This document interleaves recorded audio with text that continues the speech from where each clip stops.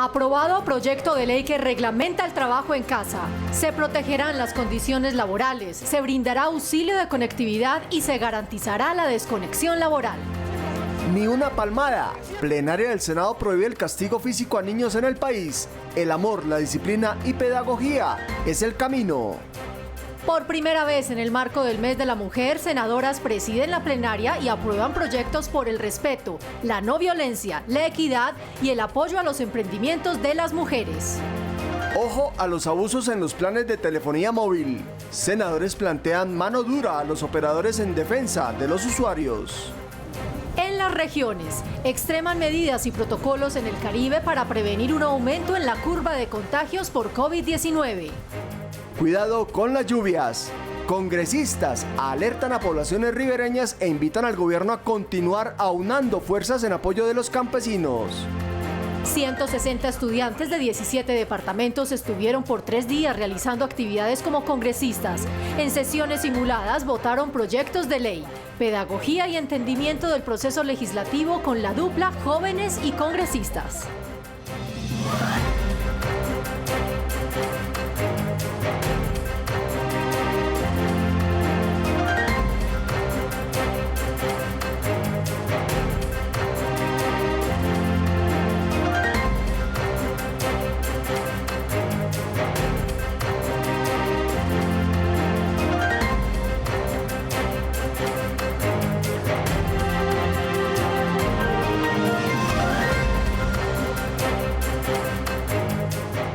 Buenas noches. La plenaria del Senado aprobó por unanimidad un trascendental proyecto que busca regular el trabajo en casa, tan necesario en estos tiempos de pandemia.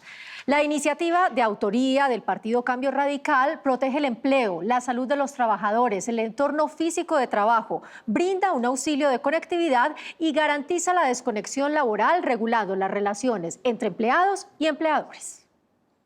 El trabajo en casa nació como una necesidad derivada de la declaratoria de la pandemia por parte de la Organización Mundial de la Salud, anunciada en marzo de 2020, y como una salida para poder preservar millones de empleos en medio de la crisis ocasionada por el COVID-19. Actualmente, más de 3,5 millones de colombianos se encuentran trabajando bajo esta modalidad, que a diferencia del teletrabajo no estaba reglamentada en el país. Con esta iniciativa se busca definir las reglas del juego del trabajo en casa. El trabajo en casa es una realidad para los colombianos porque, a diferencia del teletrabajo, el trabajo en casa no necesita utilizar las tecnologías de la información y comunicación, es decir, el Internet. Es de una manera temporal, excepcional por 3 meses, prorrogables por otros 3 meses. La iniciativa contempla un auxilio de conectividad para quienes devengan hasta 2 salarios mínimos. El trabajador continuará disfrutando de los mismos derechos y garantías laborales, sindicales y de seguridad social. Y permite la desconexión laboral, ya que el 57% de los trabajadores aseguran que sus jornadas han incrementado más allá de las 8 horas diarias. Esto significa defender la desconexión laboral, esto significa que se protege, palabras más, el empleo en Colombia. Esta es una herramienta fundamental para poder enfrentar la pandemia y proteger los puestos de trabajo en el país. El ministro de Trabajo, Ángel Custodio Cabrera, agradeció a la plenaria del Senado por la aprobación del proyecto de trabajo en casa. Aprobamos la desconexión laboral, aprobamos la conectividad para efectos de contrarrestar el subsidio de transporte, aprobamos lo que tiene que ver con las administradoras de riesgos laborales para que hagan presencia. El proyecto pasa a conciliación en la Cámara de Representantes para finalmente ser sancionado por el presidente Iván Duque y convertirse en ley de la República. La mayoría de las fuerzas políticas con asiento en el Senado aprobó el proyecto que prohíbe el castigo físico a los niños y niñas. La autora de este proyecto aseguró que es un gran paso para cuidar a los menores, que nadie los golpee y que sean criados con amor y disciplina sin temerle a los padres o familiares. En Colombia, según el Instituto Colombiano de Bienestar Familiar, el 40% de los niños, es decir, 1.700.000 menores de 5 años, han sido víctimas de castigo físico. Ante este panorama y para prevenir el maltrato infantil, la plenaria del Senado le dio luz verde a un proyecto para eliminar los golpes, tratos crueles, humillantes, degradantes y cualquier otro tipo de violencia utilizados como método de corrección a los niños. Queda un espacio entre aquello que sería el castigo físico y el maltrato. Lo que hemos hecho como primera medida en este proyecto es definir lo que significa el castigo físico y generar una prohibición. Y en esto quiero ser muy clara, que no genera ningún efecto sobre los padres de familia. La legislación contempla el delito de maltrato infantil que tiene consecuencias judiciales. Sin embargo, esta iniciativa es de carácter pedagógico y busca prohibir el uso de la violencia como palmadas, correazos, bofetadas y chancletazos desde la crianza. La próxima vez le doy más duro. Expertos afirman que el castigo físico se asocia con consecuencias negativas de corto y largo plazo en el desarrollo de los niños, niñas y adolescentes. Más de 3 décadas de investigación son concluyentes sobre los efectos y las consecuencias que trae el maltrato físico como forma o como pautas de crianza. Este proyecto establece una política pública de pedagogía para la orientación y asesoría psicológica de los padres y así puedan adquirir herramientas que les ayuden a formar a sus hijos y corregirlos sin violencia. Amo a papá. Una vez la iniciativa se convierta en ley, Colombia se sumará a los cerca de 60 países que prohíben esta práctica. En el marco de la conmemoración del Día y Mes de la Mujer y por primera vez en la historia legislativa, se dedicó una sesión especial de la plenaria del Senado para debatir, tramitar y legislar iniciativas en pro del desarrollo económico, político y social de la mujer. Senadores que presidieron la mesa de la corporación aprobaron proyectos por la no violencia, la equidad laboral y apoyo a los emprendimientos.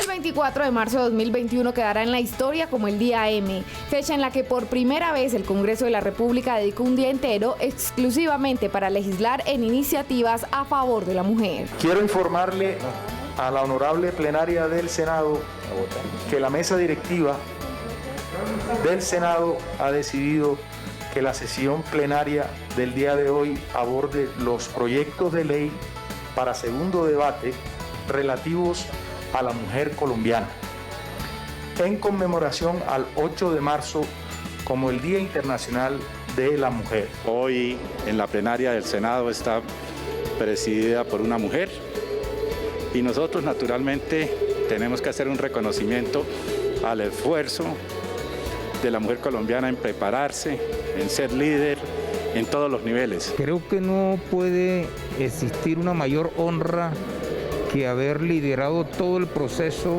del trámite legislativo a través de las senadoras de la República que forman parte de este recinto. Proyectos de vital importancia se han tramitado en el día de hoy y todos tienen o guardan relación directa o indirecta con la mujer. Desde muy temprano, comisiones legales y plenarias del Senado y Cámara se unieron para legislar por el 51% de la población colombiana. Pudimos aprobar 5 proyectos de ley, de los cuales 3 ya daban su cuarto debate y pasaron ya a ser ley de la República. Un avance importantísimo en materia de derechos de mujeres, en temas de emprendimiento, en todo el tema de violencia. Aprobamos, por supuesto, el tema de vivienda para favorecer a las mujeres cabezas de hogar. También se aprobó un proyecto de ley muy importante para el emprendimiento de nuestras mujeres. Uno de los proyectos aprobados fue el que busca prevenir la violencia de género y agresión hacia la mujer. A través del ejercicio pedagógico, donde le enseñaremos a los estudiantes de colegios públicos y privados la importancia de respetar a la mujer según los parámetros establecidos en la ley y la Constitución. De esta forma se busca que cada vez más se cierren las brechas entre hombres y mujeres, promoviendo su participación política, garantizando una vida libre de violencia y mayores oportunidades económicas, buscando el equilibrio laboral y salarial con los hombres. Saludo a esta hora a mi compañera Julieta del Río, quien nos presenta otras noticias legislativas. Julieta. Marcela, buenas noches. Protegiendo los derechos de los colombianos, el Senado ya comenzó a debatir un proyecto que busca endurecer las sanciones económicas a los operadores de telefonía móvil que cometan abusos con los usuarios de planes prepago y pospago. Mala atención a la hora de presentar una reclamación, fallos en la entrada y salida de llamadas, cambio en los planes telefónicos sin previo aviso, son algunas de las inconformidades de los usuarios de telefonía celular. Ante estos incumplimientos y constantes quejas de los usuarios de telefonía, el Senado avanza en la discusión de un proyecto para poner en cintura a los operadores con el fin de optimizar la calidad del servicio. Hay que decirle a las empresas de telefonía celular que basta de abusos, que respeten las reglas del juego y que así como cobran duro, presten un buen servicio. A este proyecto de ley se suma una proposición, y es que se incluya en las sanciones a las empresas prestadoras del servicio de Internet que han dejado en evidencia la mala calidad de las comunicaciones, y más aún cuando la realidad del mundo y el país cambió a la virtualidad. Hoy en día el Internet se ha convertido como en esa herramienta fundamental para los trabajadores, para el estudio de nuestros niños, para la comunicación, y vemos cómo las empresas prestan mal servicio, y por eso debemos endurecer las sanciones a las empresas que cobran bien pero que trabajan mal en Colombia. El proyecto establece que las empresas prestadoras de telefonía e Internet paguen entre 20.000 y 100.000 salarios mínimos legales vigentes por violentar los derechos y el mal servicio a los colombianos. Esta es una buena noticia para los jóvenes en Colombia. Ya comenzó el debate de una iniciativa para reformar el ICETEX y mejorar las condiciones e incentivos para acceder a créditos para la educación superior. El proyecto contempla una reforma integral al ICETEX al colocar al estudiante como eje fundamental de la entidad, mejorando las condiciones de las tasas de interés, plazos y formas de pago. Además, otorgarán créditos con mayor agilidad y flexibilidad. Que dan oportunidades de tener una elección del crédito tradicional o de un crédito que uno pueda pagar cuando inicie su carrera laboral y obtenga un umbral de ingresos. Oportunidades diferentes para los jóvenes que tienen dificultades con la entidad en el pago de sus créditos, encontrar nuevas y mejores maneras de poderlo hacer. El proyecto también genera estímulos de financiación y otorgamiento de becas a los colombianos que tengan méritos por su rendimiento académico y por sus aportes en investigación o en servicio social. Lo que busca es humanizar la entidad, poner al estudiante en el centro de la institución, corregir todos esos errores estructurales. Que los estudiantes no tengan tantas dificultades a la hora de pagar, que no les llegue la soga al cuello, sino que como requieren un crédito, efectivamente se le den muchos beneficios y que a la hora de pagarlo, pues también tengan muchas facilidades. El proyecto de reforma al ICETEX recogió 640 propuestas de rectores de universidades, asociaciones de estudiantes y congresistas. Básicamente los usuarios del ICETEX estaban pidiendo condonación de parte de las deudas, que les perdonaran también intereses, y todos esos temas quedan plasmados en esta propuesta, tratando de buscar la mejor alternativa para todos. La reforma contempla también la transformación digital de la entidad y asesorías para ayudar a los jóvenes a tomar la mejor decisión en su formación educativa. El proyecto iniciará su trámite en la Comisión Sexta del Senado. Buenas noches. El noticiero del Senado continúa en las regiones y desde Barranquilla les contamos que son varias las medidas que las alcaldías y gobernaciones de la costa norte han implementado para prevenir más contagios por COVID-19. Desde el Senado insisten en celebrar los días santos, evitando aglomeraciones. ¿Qué otras medidas se adelantan en el Caribe? Natalia Lara con los detalles. Buenas noches. Buenas noches. Los saludos del Gran Malecón del Río, destino turístico por excelencia en Barranquilla, uno de los más visitados en el país, donde se observa el tramo final del Río Grande de la Magdalena hacia el Mar Caribe. Y desde aquí les informo que en alerta se encuentran las autoridades por un nuevo pico en la curva de contagios que ha llevado a un crecimiento del 20% en la costa norte del país. Estamos aproximadamente entre 800 y 900 casos al día, que si le sumamos los casos del Atlántico nos da la cifra de aproximadamente 1.200 a 1.400 casos día. Esto es lo que denominamos un tercer brote en este momento de COVID-19. A los casos de aumento en el Atlántico se suma Córdoba, donde la ocupación de las UCI se encuentra en un 65%, por lo que se decretó la alerta roja y otras medidas como la ley seca y toque de queda. Como medidas complementarias en la temporada de Semana Santa, exhortamos a los alcaldes de la zona costanera a que hagan control de aforo en las playas. De igual manera, hemos decretado la prohibición de los eventos sociales. Asimismo, la prohibición de la práctica de deportes grupales y de carácter masivo. Desde el Congreso promueven celebrar la Semana Santa con responsabilidad e insisten en la disciplina social y el autocuidado. Colombia ya ha superado 2 olas de la pandemia, viene la tercera. Todo indica que ya viene y que muy probablemente se verá después de Semana Santa. Entonces, a que disfrutemos la Semana Santa, pero con mucha responsabilidad. Es importante que sigamos utilizando el tapabocas, sigamos teniendo responsabilidad y evitemos las aglomeraciones. El Ministerio de Salud pide a los viajeros que si van al Caribe no se queden donde familiares, sino que escojan hoteles bioseguros, se abstengan de ir a fiestas, restaurantes y lugares donde haya aglomeraciones, teniendo en cuenta el pico de contagios. Aglomeraciones como estas son las que preocupan a las autoridades a pocos días de dar inicio a la Semana Santa, debido a la importancia de la actividad turística para el repunte de la economía en la costa caribe. La actividad económica seguirá con algunas restricciones de afluencia, pero la vida social deberá aplazarse para detener la velocidad del virus. Por ello, hemos decidido cerrar las playas del Atlántico, pero no desampararemos a quienes dependen de ese sector económico para subsistir. Sin embargo, los vendedores ambulantes que sustentan su economía del comercio en las playas de Puerto Colombia Atlántico temen por estas nuevas medidas restrictivas. Si los turistas no participan y no vienen a estas cabañas o a ninguna cabaña, los centros comerciales, todo eso está cerrado, nosotros no trabajamos y el turismo se va cerrando poco a poco. La Secretaría de Turismo de Puerto Colombia en el Atlántico aclara que seguirá promoviendo la reactivación económica, acatando los controles de la Administración Departamental en el cierre de playas desde el 27 hasta el 28 de marzo y desde el 1 hasta el 4 de abril. Tenemos instalados 11 puestos de control en las principales entradas de nuestras playas, controlando el aforo, restringiendo el ingreso de alimentos preparados, plásticos de un solo uso. Es muy importante mantener el distanciamiento por lo menos de 2 metros entre los kioscos.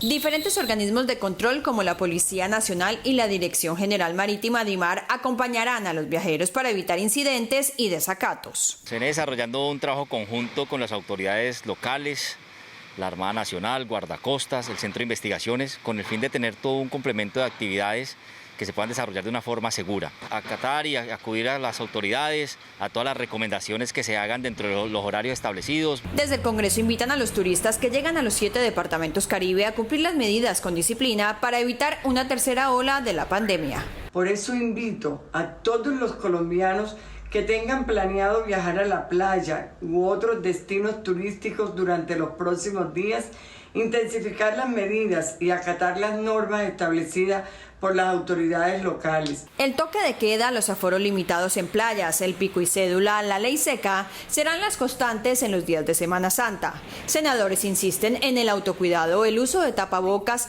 y el distanciamiento social para un turismo bioseguro. Frente a la temporada de lluvias que deja cerca de 3.500 familias damnificadas, inundaciones en varios municipios, carreteras nacionales y vías terciarias con deslizamientos, se suma la problemática de los cultivos afectados. Senadores de la Comisión Quinta reiteraron el llamado al gobierno a otorgar más incentivos al campo para superar la crisis por la ola invernal. La fuerte ola invernal que afronta el país ha llevado a que se pierdan cultivos. La erosión, el hielo y las largas horas de lluvia han causado pérdidas a los campesinos, como sucede en Nariño. Nuestra preocupación es porque ya se empezó a ver deslizamientos de tierra. Las fuertes granizadas han dañado los cultivos ya que estaban de cosecha, como arveja, papa, zanahoria, frutales, hortalizas. Han sido las principales afectaciones y los fuertes aguaceros están causando pudrición ya en las plantas. Ahorita estamos con este invierno que no lo soportamos.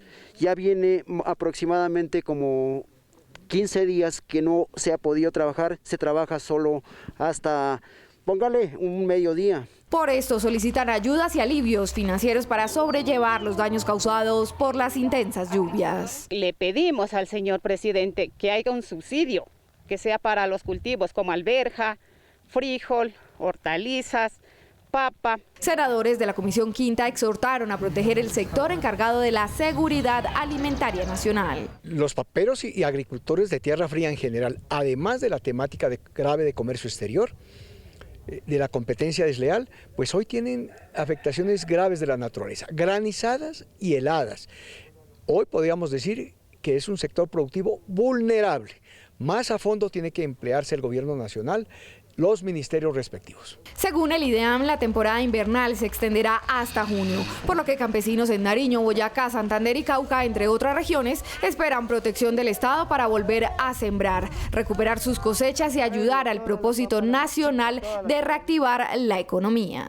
Precisamente frente a la adversidad climática y para corresponder al trabajo de los campesinos, un proyecto le entregaría herramientas al Ministerio de Agricultura para ponerle un tope a los precios de los insumos agropecuarios y ayudar así en la reactivación del sector agrario.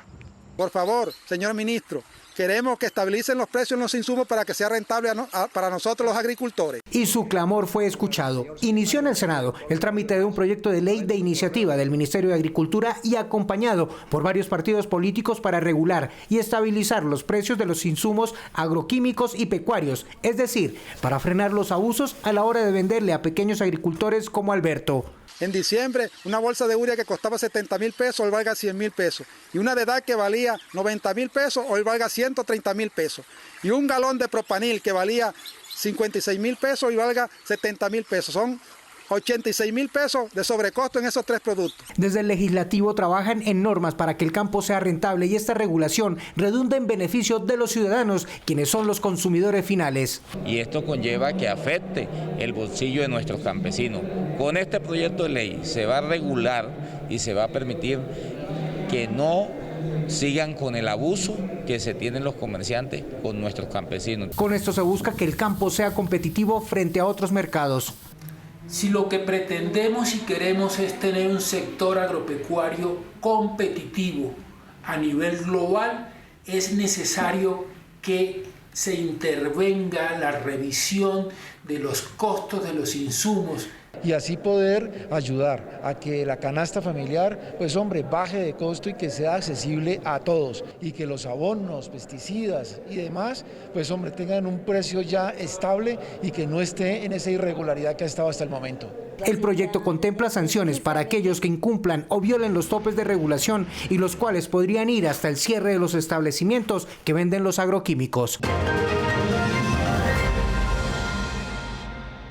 En nuestro bloque de tejido social les contamos que para retribuir el trabajo y sacrificio del personal de la salud durante la pandemia, fue radicado un proyecto que busca crear y otorgar un bono pensional a médicos, enfermeras, camilleros, conductores de ambulancias, personal de aseo y administrativos, entre otros. A todos ellos, los colombianos, le debemos gratitud. Consiste en un bono pensional entre 2 y 20 salarios mínimos y doblar el tiempo de trabajo que tuvieron en esta titánica labor. Un llamado a los padres de familia y a los docentes a vigilar el contenido que están viendo los menores de edad en las redes sociales hicieron desde el Senado para proteger a los niños, niñas y adolescentes del enemigo silencioso de la pornografía infantil. Actualmente Colombia cuenta con 29 millones de conexiones a Internet y 60 millones de teléfonos móviles, lo que muestra un avance de conectividad, pero también un riesgo para los más pequeños por el contenido indebido al que pueden estar expuestos. En audiencia pública, senadores debatieron y analizaron los retos legislativos que tienen para regular los contenidos que ven los niños y protegerlos de la pornografía infantil. Tenemos que abrir los ojos los padres de familia para ver qué es lo que están viendo nuestros hijos y unirnos para protegerlos. Y eso sí, ser enfáticos en que tenemos que regular lo que ellos están teniendo acceso en Internet. La pandemia aumentó las visitas a las páginas web con contenido sexual, afirmaron los asistentes a la audiencia. Por ello, la necesidad de alertar a los padres a que vigilen las páginas a las que acceden sus hijos. La idea es sacar decisiones de política pública que podamos llevar en el legislativo y que contribuya a la protección de la dignidad de nuestros menores de edad, de nuestras niñas, de nuestras jóvenes. Según el Centro Cibernético de la Policía, en el 2020 se presentaron 1.176 denuncias de casos de pornografía infantil. De allí la necesidad de fortalecer las acciones y aumentar las campañas de prevención para evitar que los menores caigan en redes de pornografía. El año pasado identificamos y desarrollamos un acompañamiento pedagógico especialmente diseñado para nuestros niños de 6 a 11 años. ¿Por qué? porque lo que nos mostraron las estadísticas, la pandemia nos aceleró el uso de dispositivos y el acceso a Internet de los más chiquiticos. Senadores trabajarán en normas legislativas para lograr que las empresas prestadoras del servicio de Internet pongan bloqueos y regulen los contenidos en la red para proteger a los menores. La Comisión Séptima del Senado aprobó un proyecto que crea el programa Estado Contigo para que el Instituto Colombiano de Bienestar Familiar le permita a las mujeres cabeza de familia mejorar sus ingresos y tener más opciones al momento de dejar a un tercero al cuidado de sus hijos. En Colombia, el 34% de los hogares son conformados por mujeres cabeza de hogar. Según un estudio de la Universidad Jorge Tadeo Lozano, el 53% de estas mujeres devengan menos de un salario mínimo y el 27% entre 1 y 2 salarios mínimos. Ante este panorama, la Comisión Séptima del Senado aprobó una iniciativa para que el Instituto Colombiano de Bienestar Familiar lidere programas que permitan la protección de los derechos de las mujeres cabeza de familia en condición de vulnerabilidad y de sus hijos menores de edad. Y les permitirá de paso garantizar el bienestar de su familia a través de herramientas que son importantes, como la que debe incorporar el Instituto Colombiano de Bienestar Familiar a las mujeres en los procesos de formación, capacitación, microcrédito y emprendimiento que sean ofertados por el Estado. Igualmente, el ICBF debe ofertar lo necesario para que las mujeres cabeza de familia puedan ejercer su jornada laboral sin afectar a los menores. La iniciativa también contempla la creación de un sistema de información integrado para conocer la situación en que se encuentran los menores de edad, con el propósito de realizar un seguimiento a su estado físico, emocional, afectivo y académico. Que generen alertas tempranas y que permitan que el ICBF no solamente se dedique a la protección de los niños, sino que en un esquema basado a la prevención precisamente se evite que los niños sean víctimas de la vulneración de sus derechos. Otra de las propuestas que contempla el proyecto es vigilar y priorizar el acceso a las mujeres madres cabeza de familia y madres solteras en los programas del Estado. Más de 160 estudiantes de 17 departamentos participaron en la versión número 32 del Congreso Estudiantil, un espacio pedagógico en el que los jóvenes realizaron una simulación virtual de la actividad legislativa en el Congreso de la República.